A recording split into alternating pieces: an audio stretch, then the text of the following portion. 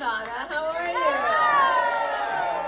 It's so great to be back in this amazing state, and I couldn't be more excited to join you all with the First Lady of the United States, Dr. Jill Biden. And I want to thank you all for being here with us today. And I've been on a few culinary tours of Vegas, and somehow the food only gets better and better. But I'm not obviously here to talk to you about food today. The stakes are much, much higher. And in just 13 days, our country will make a critical choice.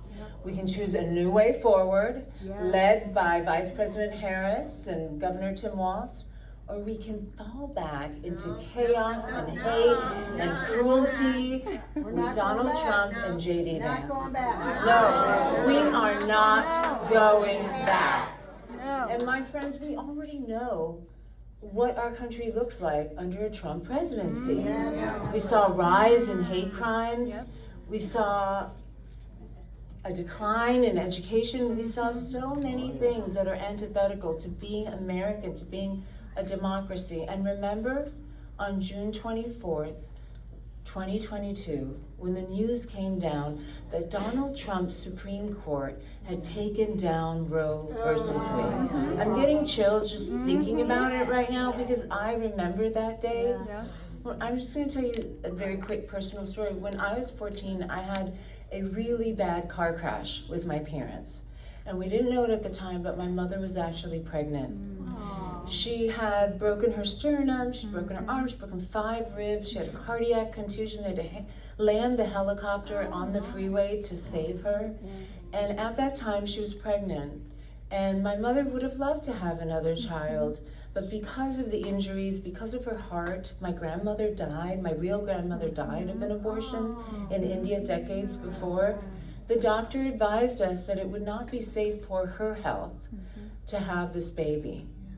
And I remember walking her to the Planned Parenthood clinic. And I remember the hate and vitriol that she and I had to walk past. It was literally a group probably like this size. And they were lining the road. We had to park our car and go. And everyone assumed it was me that was having it, you know, and they were sort of yelling slurs and epithets to my mom saying, how can you take that girl in there? And I still feel bad because that day, because I was 14, I remember turning around at one point and saying, it's not me. You know, I was a teenager. And I will never forget how hard it was for my mother to make that walk, to make that decision for her own health, for our health. And I promised that day that I would do everything I could so that no young girl, no woman would have to go through that humiliation. Because let's face it, many times when a woman is thinking about an abortion, it's because she has very little choice, okay? And it's a very personal choice for many reasons, and it's not something that the government should be involved with. And on the 22nd of June, I will never forget the fear that I felt. The fear for our country and for so many of my fellow Americans whose lives would be forever devastated. Roe versus Wade gave control to women of our futures, our bodies, our families, our very lives. But Trump ripped that away with pride, okay? And over the last 2 years, millions of women and families have suffered under Trump's extreme abortion bans. Women are getting turned away from emergency rooms. They're being told they must wait until they're literally on death's door to receive basic medical care. Who are we? Who are we as a country? Well, Trump's made it clear how he feels about all of this, right? He thinks his abortion bans are working very brilliantly, and that it's a beautiful thing to watch. What a pig. Right! Sorry. I'm sorry. I know that you have to be graceful and you can't say that. I'm not running for anything. And let me tell you something. That guy is not going to stop there, okay? No, he's not. Trump and J.D. Vance will ban abortion nationwide, even here in Texas, in Vegas. Sorry, I'm traveling a lot. With or without the help of Congress. progress, and they've all laid it out. I mean, in their Project 2025 agenda, and they have plans to attack even more of our fundamental freedoms, like emergency health care, like birth control, like IVF. Susie talked about IVF. I suffered from endometriosis from the time I was 13 until the time I was 36, and I co-founded the Endometriosis Foundation of America so that no young girl or woman would have to go through what I went through and suffer in silence. And I will tell you that millions and millions of women use birth control for things other than birth control. It's the only way we can control our symptoms, because big insurance companies do not cover endometriosis laparoscopic surgery, which is the gold standard, until you wind up in the emergency room. So don't think it's just about abortion. It's about the individual having her or his right to do what they feel is best for their families and themselves to thrive and flourish, versus corporations and fat cats telling us that we don't have an equal voice. Well, we're going to make our voice heard loud and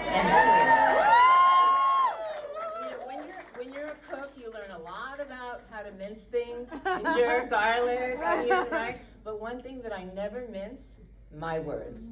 So hear me when I say we cannot afford 4 more years of Donald Trump. Right. I have a daughter, and I want her to grow up in a world that is wide open to her. I want her to grow up in a world where she has the right to make the decision if, when, and how to start a family. I want her to have equal opportunity as her male peers to get ahead and do what she feels is best. And, at every step of the way, Kamala Harris has been at the forefront of fighting to protect our reproductive freedom. That's right. And that is vital to me, because like so many women, I struggle with issues of endometriosis. Other women struggle with PCOS. As I said, I had debilitating pain from when I was 13. And I didn't get diagnosed until 36. So my friends, I know who I'm going to be voting for. And whatever your views on abortion is, you don't have to change your views or change your behavior, because at the very core, it's about reproductive freedom, gun control, the economy, prices, healthcare, education, on and on and on. But under all that, very, very primal, basic thing, it's about decency. Yes. Okay? What are we saying to our little boys and girls if we let a man like that, who is a convicted felon many times over, who's been adjudicated as a sex offender? I'm a survivor of sexual assault. And I don't want a sexual offender sitting in that highest, most honorable office of leadership in the greatest country in the world. That office has value. Our flag has meaning. We built that house, all of us. Right. It's our house. And at least the person sitting in it should be a decent human being. You can't even vote in many states if you're a felon. How can you run as one? Not right. I'm voting for Kamala Harris tonight.